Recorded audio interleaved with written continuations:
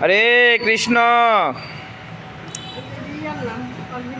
শ্রীমত বৃন্দাবন দাস ঠাকুরের জননীর নাম নারায়ণী দেবী। শ্রী নারায়ণী দেবী শিবাস পণ্ডিতের ভাতৃ দুহিতা। শিবাস পরবর্তী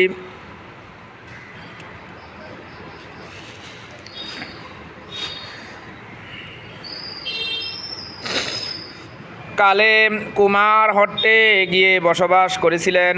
শিবাস ও শ্রীপতি, শ্রীরাম ও শ্রীনিধি এরা চার ভাই। শিবাসের একটি পুত্র ছিল। অল্প বয়সে তার পরলোক প্রাপ্তি হয়। এরা পূর্বে শ্রীহট্টে বসবাস করতেন। গঙ্গার তীরে ভক্ত সঙ্গে বাস কামনা করে নবদ্বীপে এলেন। মহাপ্রভু যখন শিবাস অঙ্গনে মহাভাব প্রকাশ করেন, ভক্তগণে আত্মস্বরূপ দর্শন করেছিলেন, তখন নারায়ণী দেবী 4 বছরের বালিকা সর্বভূত অন্তর্যামী শ্রী গৌরাঙ্গ চন্দ্র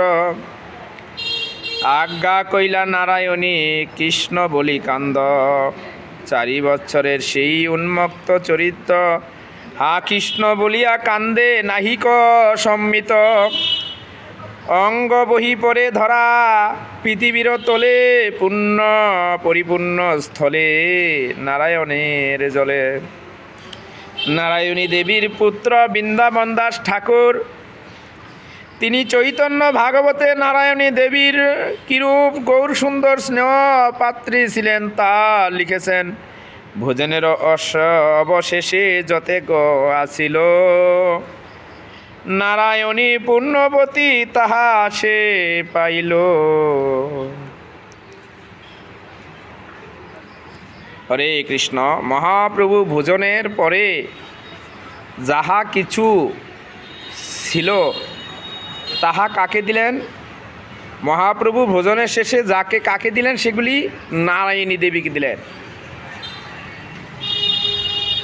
শিবাসের ভাতৃ সুতা বালিকায় অজ্ঞান, তাহারে ভোজন শেষে মহাপ্রভু করে দান। মহাপ্রভুর ভোজনের শেষে যেগুলি খাবার ছিল, প্রসাদ ছিল, সেগুলি তো কাকে দান করলেন? নারায়ণী দেবীকে দান করলেন। মহাপ্রভুর এই কৃপা প্রসাদ প্রভাবে বেশয় অবতার বৃন্দাবন দাস ঠাকুর জন্মগ্রহণ করেছিলেন। শ্রী গৌর নিত্যানন্দ হলেন তার প্রাণ।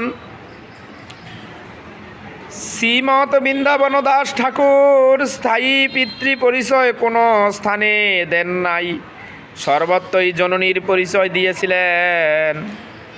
শ্রী চৈতন্য ভাগবতের ভূমিকায় ছিল ভক্তি সিদ্ধান্ত সরস্বতী ঠাকুর প্রভুপাদ লিখেছেন, তিনি শ্রী মালিনী দেবীর পিত্রালয়ে প্রতি গৃহ লাভ করেছিলেন। ছিল বৃন্দাবন দাস ঠাকুর পৌগণ্ডকাল পর্যন্ত পুত্ররত্নের লালন পালনাদি করিয়েছিলেন। অনেক তত্ত্ব অনুসন্ধান করে জানা যায়, গাছির নিকটবর্তী কোনো গ্রামে নারায়ণী দেবীর বিবাহ হয়। গর্ভ অবস্থায় তিনি বিধবা হন। দরিদ্র ব্রাহ্মণের ঘরে অভাব অনটনে পড়ায় শ্রী বাসুদেব দত্ত ঠাকুরের বাড়িতে তিনি কামদারি স্বীকার করেন। এখানেই বৃন্দাবন দাস ঠাকুরের জন্ম হয় এবং তথায় তিনি অধ্যয়নও করেন। শ্রী গৌর সুন্দর সন্ন্যাস গ্রহণে 4 বছর পরে বৃন্দাবন দাস ঠাকুরের জন্ম হয়। তখন মহাপ্রভুর অপকট লীলা করেন। তখন বৃন্দাবন দাস ঠাকুরের বয়স 20 বছরের অধিক নয়। শ্রী নিত্যানন্দ প্রভুর কাছ থেকে তিনি দীক্ষা গ্রহণ করেন। তিনি নিত্যানন্দের শেষ ভূত্য, সর্বশেষে ভূত্য বৃন্দাবন দাস ঠাকুর জাহ্নবী মাতার সঙ্গে খেতুরি গ্রামে মহোৎসব করেছিলেন। শ্রীকৃষ্ণদাস কবিরাজ গোস্বামী বৃন্দাবন দাসের মহিমা বিশেষভাবে কীর্তন করেছিলেন। কৃষ্ণ লীলায় ভাগবতে কহে বেদবেশ, চৈতন্য লীলায় বেশ বৃন্দাবন দাস, বৃন্দাবন দাস কইল চৈতন্য মঙ্গল, যাহার শ্রবণে নাশে সর্বয় মঙ্গল। চৈতন্য নিতায়ের যাতে জানিয়ে মহিমা, যাতে জানি কৃষ্ণ ভক্তি সিদ্ধান্তের সীমা। ভাগবতে যত ভক্তি সিদ্ধান্তের সার, লিখিয়াছে নিহা জানি করিয়া উদ্ধার। চৈতন্য মঙ্গল শুনে যদি পাষণ্ডী যান, সেই মহাবৈষ্ণব হয়ে ততক্ষণ। মনুষ্য রচিতে নারে ঐসন গ্রন্থ ধন্য, বৃন্দাবন দাস মুখে ভক্তা শ্রী চৈতন্য। বৃন্দাবনের পথে কুঠি নমস্কার, বৃন্দাবন দাসের চরণে কুঠি নমস্কার। ঐসে গ্রন্থ করিতে হ তারিলা সংসার। হরে কৃষ্ণ। এই বৃন্দাবন দাস ঠাকুরই ছিলেন ভেষদেব। তিনি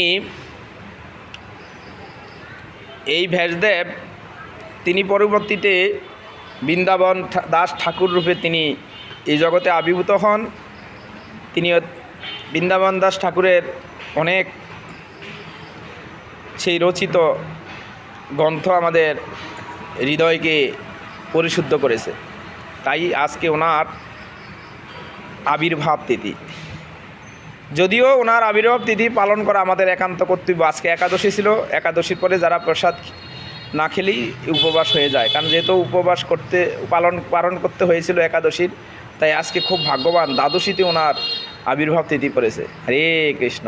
জয় বৃন্দাবন দাস ঠাকুর কি জয়। নিতাই গৌর গৌর প্রেমানন্দে।